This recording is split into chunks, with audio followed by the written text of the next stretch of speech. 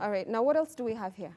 Okay. Are we done with this baby? I am. I wanted to show the size of a baby's stomach when they are born. This baby has lipstick. Yeah.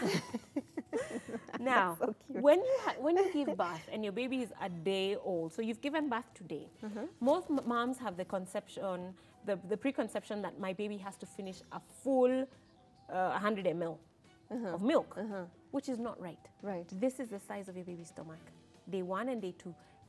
He or she needs only 5 to 7 mils of milk to fill this tummy. That's pretty small. It is. Yeah. It is small.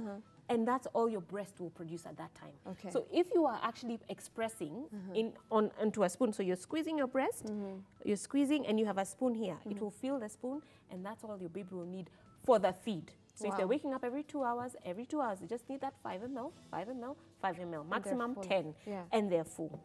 Then by day 3, this is the size of your baby's stomach, and you need about 22 to 27 ml. See, we haven't even gotten to 30. Yeah. Because usually day 1 you go and give a 30 ml, but they'll get indigestion, they'll get to feel fussy because they've been overfed. Right. And then by 10 days, this is the size of your baby's stomach, and they need about 45 to 60 meals. Okay.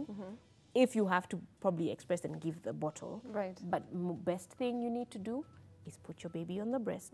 From the time they're born until they're 6 months old, we encourage exclusive breastfeeding. That means no water, because 80% of your breast milk is water. That means no popo, no uji until they are 6 months.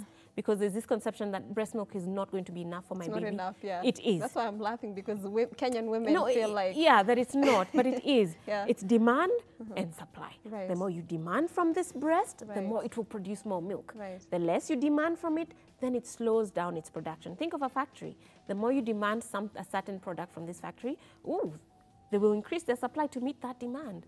But when you reduce the demand, then the supply is also reduced. So breastfeeding, the more you breastfeed, the more milk you get. One of the things that will inhibit your milk production is stress, anxiety, starting work because you're far, now you're leaving your baby at home and you're going to work. You're not breastfeeding as often as you are. And then you get to work, maybe the conditions at work are not conducive to pumping. So let's say you are feeding a baby 8 times a day. Now you've gone back to work. You're only feeding that baby 3 times. Right.